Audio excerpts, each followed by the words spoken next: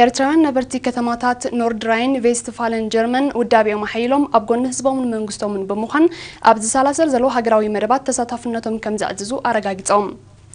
ኣብቲ መንነትና መሰረት ህላወና ኣብ ትሕቲ ዝብል ቴማ ኣብ ከተማ ቮፐርታል ዘቃንዕዎን መንእስያት ብብዝሒ ተሳተፈውን ሰሚናር ኣምባሳደር ኤርትራ ኣብ ጀርመን ኣቶ ጴጥሮስ ጸጋይ ንህሉ ፖለቲካውን ቁጠባውን ኩነታት ሃገርና ዲፕሎማስያዊ ንጥፈታት ከምኡውን ብውህደት ህዝብን መንግስትን ዝሰላሰል ዘሎ ልምዓታውን ትሕቲ ቅርጻውን ስራሓትን ካልእ ኣገዳሲ እዋናዊ ጉዳያትን ኣመልኪቱ ሰፊሕ መብርሂ ድሕሪ ምሃብ ኣብ ኩሉ ጽላታት ንዝምዝገብ ዘሎ ገስጋስ ንምኽላፍ ዝፍተን ዘሎ ሽርሕታት ብሓያል መኸተ ህዝብን መንግስትን ይብልዕን ከም ዘሎ ብምሕባር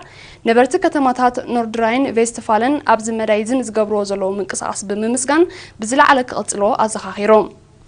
ኣብ መወዳእታ ተሳተፍቲ መንግስትን ህዝብን ንዘሰላስልዎ ዘለዉ ንጥፈታት ብኣድናቆት ብምግላጽ ኣብ ኩሉ ዝካየድ ንጥፈታት እጃሞም ከበርክቱ ከም ወትሩ ድልዋት ምህላዎም ኣረጋጊጾም